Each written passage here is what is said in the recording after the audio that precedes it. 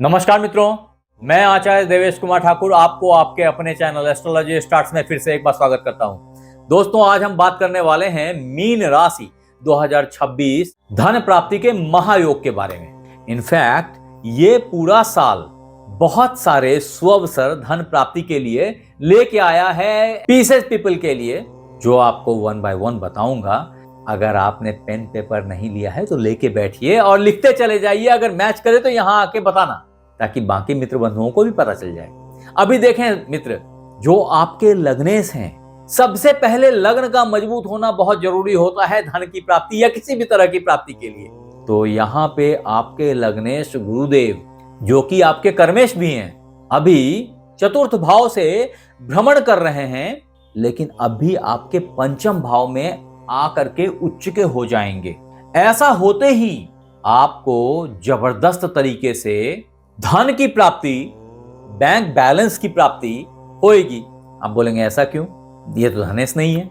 तो आपने ये समझनी चाहिए कि यहां बैठे गुरुदेव अपनी सप्तम पूर्ण नीच की दृष्टि से आपके लाभ भाव को देखेंगे और लाभ भाव को नीच का करने का प्रयत्न करेंगे।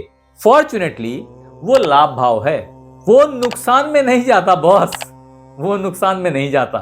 संग ही गुरु की दृष्टि में अमृत वर्षा होती है। नीच की दृष्टि भी कुछ मामलों में आपको लाभ दे के जाएगी। वो वक्त 5 महीने का होगा जब आपकी बुद्धि कमाल की तीव्रता से चलेगी और सारा फोकस धन और लीडरशिप केंद्रित होगा। इसी बीच अगर आपने ध्यान नहीं दिया तो साल के पहले ही 16 जनवरी 2026 को मंगल देव मकर राशि में उच्च के हो जाएंगे। 22 फरवरी तक के लिए यहां आ जाएंगे और यहां पे उच्च के हो जाएंगे। परिणाम स्वरूप आपका लाभ भाव उच्च का हो जाएगा। सिर्फ लाभ भाव उच्च का नहीं होगा, वास्तव में आपके धनेश भी मंगल देव ही हैं, वो भी उच्च के हो जाएंगे। भाग्येश भी वही हैं, तो भाग्य भी उच्च का हो जाएगा। इससे अच्छा योग बहुत कम होता है। ऐसी हालत में प्रचुर मात्रा में धन की प्राप्ति के लिए ये टाइम फ्रेम अवश्यंभावी है। एक खास प्रभाव है मंगल के प्रेजेंस का। जब मंगल इस भाव में होंगे, इनकी पूर्ण चतुर्थ दृष्टि लाभ भाव से धन भाव पे पड़ेगी। ऐसे में ये एक जबरदस्त चेन कनेक्शन है जो दोनों ही भावों को अपलिफ्ट कर देगी। धनेश खुद उच्च के, भाग्येश उच्च के, लाभ भाव उच्च का। और क्या चाहिए। हाँ, ये जरूर है कि ये बहुत लंबा पूरे साल का टाइम नहीं है, लेकिन बाकी के समय को गुरुदेव यहां बैठ करके मैनेज कर रहे हैं। आने वाले वक्त में यहां से यहां आ जाएंगे। अपनी बुद्धि की क्षमता से जबरदस्त उछाल देंगे आपकी जिंदगी में, जो मैंने पहले ही बताया आपको। इतना ही नहीं है, वास्तव में एक और अच्छा फेज जब अष्टमेश शुक्रदेव आपके लग्न को उच्च का कर देंगे, वो यहां विराजमान होंगे 3 मार्च से 25 मार्च के बीच। ऐसे में लग्न की क्षमता बहुत बढ़ जाएगी, अष्टम भाव की क्षमता बढ़ जाएगी और यहां बैठे जुपिटर अपनी पूर्ण दृष्टि से अष्टम भाव को देखेंगे। अचानक से बड़ा धन लाभ की प्राप्ति अवश्यंभावी है। ऐसा आपको आपके पैटर्नल प्रॉपर्टीज से प्राप्ति हो सकती है, ससुराली संपत्ति की प्राप्ति हो सकती है, जमीन के नीचे का गड़ा हुआ धन प्राप्त हो सकता है। आज के डेट में नहीं होता। इसका मतलब यह है कि आप ही का पैसा जो कहीं आपने इन्वेस्ट कर रखा था, आप भूल गए थे, अचानक से आपके सामने आ जाए। अब पता चले, अरे वाह, ये जमीन जो मैंने खरीद के रखा था, इसका दाम तो 4 गुना बढ़ गया। इस तरह की सिचुएशंस भी आपको देखने में आ सकती है। तत्पश्चात एक और जबरदस्त लाजवाब टाइम जो बनता है 15 अप्रैल से 15 मई का, जब आपके षष्ठेश सूर्यदेव आपके धन भाव में विराजमान हो जाएंगे और धन भाव को उच्च का कर देंगे। ये वो टाइम होगा जब छप्पड़ फाड़ के धन की प्राप्ति अवश्यंभावी होगी। ये सबसे पावरफुल ग्रहों में से एक हैं, ग्रहों के राजा हैं ये। सूर्यदेव का प्रयास कभी विफल नहीं जाता है। ऐसे में इस टाइम फ्रेम में धन की प्राप्ति अवश्यंभावी है आपके लिए मीन राशि वालों। यहां समझने वाली बात यह भी है कि 11 मई से 20 जून तक जो धनेश हैं मंगल देव, वो खुद ही अपने भाव में इन सारे हाउसेस से क्रॉस करते हुए यहां पहुंच जाएंगे। और ये जो 20 जून तक का टाइम होगा वो जबरदस्त धनदायी टाइम होगा।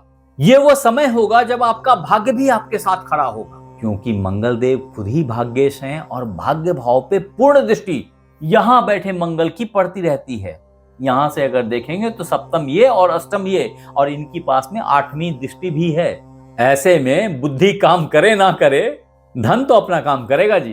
तदोपरांत 21 जून से 1 अगस्त का टाइम फ्रेम वापिस से लिखने लायक है, जब मंगल देव जो आपके धनेश भाग्येश हैं यहां विराजमान हो जाएंगे तृतीय भाव में, और अपने पूर्ण सप्तम दृष्टि से आपके भाग्य भाव को देखेंगे और भाग्य पॉप करके खुलेगा। रुका हुआ चक्का घूमने लगेगा। लोगों ने जो पैसे पकड़ रखे थे आपके पराक्रम के चलते वापिस से देंगे। धन की क्लियरेंस होगी और भाग्य चमकने लग जाएगा। तदोपरांत 2 अगस्त से 17 सितंबर तक का टाइम, जब मंगल देव यहां से निकल के आपके हृदय भाव में आ जाएंगे। यहां पे थोड़े से मंगल देव कम प्रभावी होते हैं, फिर भी यहां से अपनी पूर्ण अष्टम दृष्टि से आपके लाभ भाव को देखेंगे और ये उच्च की दृष्टि है इनकी। ऐसे में लाभ बरसता रहेगा आप पे। तत्पश्चात 18 सितंबर से 11 नवंबर का टाइम होएगा, जब मंगल देव यहां से निकल के यहां आ जाएंगे। ये टाइम है जब आपके धनेश भाग्येश यानी कि धन भाव और ये त्रिकोण का लॉर्ड दूसरे त्रिकोण में, मूल त्रिकोण में आ जाते हैं, लेकिन नीच के हो जाते हैं। यहां नीच का होना मंगल देव का 2-3 बातों को बहुत साफ करता है। पहली बात ये कि इनकी खुद की क्षमता बहुत कमजोर हो जाएगी। दूसरी बात ये कि चूंकि गुरुदेव इस कालखंड में यहीं विराजमान होंगे और गुरुदेव का साथ मिलने से इनकी पावर वापस से रिस्टोर होएगी, या यूं कह लीजिए कि नीच भंग राजयोग बन जाएगा। और तीसरी बात होएगी कि यहां से पूर्ण उच्च दृष्टि से आपके लाभ भाव को देखेंगे। ऐसे में वो एड़ा बन के पेड़ा खाने वाली बात आपके लिए कही जा सकती है कि मैं तो बेवकूफ हूं जी, मुझे तो समझ में नहीं आता, मैं तो ये जमीन खरीद लूंगा, कोई बात नहीं, देखा जाएगा। और आपने खरीद लिया और जमीन बढ़ गई रेट। थोड़ा हिंट था आपको, लेकिन लोगों ने कहा कि क्या बेवकूफ़ी है। कई बार आपके दिल ने भी कहा कि क्या बेवकूफ़ी है, लेकिन फिर भी आपने उस जमीन को खरीद लिया और अल्टीमेटली वो रेट बढ़ गया। और तब आपको एहसास हुआ कि उफ, बेवकूफ़ी कर गया, इसके लगे और 2-4 खरीद लेना था। और फिर आप बहुत बार उफ उफ उफ कहेंगे, लेकिन ये वो वक्त होगा जो अल्टीमेटली आपको बेनिफिट देगा रिग्रेट के साथ। और 12 नवंबर को मंगल देव यहां से निकल के यहां आ जाएंगे। ये छठा भाव है, सिंह राशि है, यहां पे मंगल मजबूत होते हैं, धनेश की स्थिति स्ट्रांग रहेगी, भाग्य भी अच्छा काम करेगा। मजा तब आएगा जब यहां भी इनको गुरुदेव का साथ मिलेगा, क्योंकि वास्तव में इनके आने से पहले ही गुरुदेव यहां शिफ्ट कर चुके होंगे। 2 महीने का कालखंड जब गुरुदेव यहां विराजमान होंगे, यहां से पूर्ण नवम दृष्टि से गुरुदेव आपके धनभाव को देखेंगे और धन की बरसात लगी रहेगी। बैंक बैलेंस शूटअप करता चला जाएगा। एक और मजेदार घटना है, आपने ध्यान नहीं दिया, मैं याद दिला देता हूं। 25 नवंबर को राहु देव आपके द्वादश भाव से निकल के आपके लाभ भाव में आ जाएंगे और केतु देव यहां से निकल के पंचम भाव में आ जाएंगे। अच्छी बात समझ लीजिए कि बहुत दिनों से आपके स्वास्थ्य को खराब कर रखा था इन्होंने, लेकिन अभी स्वास्थ्य की बात नहीं कर रहे। अगर स्वास्थ्य को समझना है तो मैंने बृहत राशिफल बना रखी है, उसको देखिए। यहां तो बता रहा हूं कि अब धन की वृष्टि, लाभ की वृष्टि होती ही चली जाएगी, रुकेगी नहीं। बहुत कम ऐसे साल आते हैं जो पीसेस मनी हॉरोस्कोप 2026 को एम्पावर कर सकें। ये वो वक्त है जब आप फाइनेंशियली बहुत साउंड हो जाएंगे।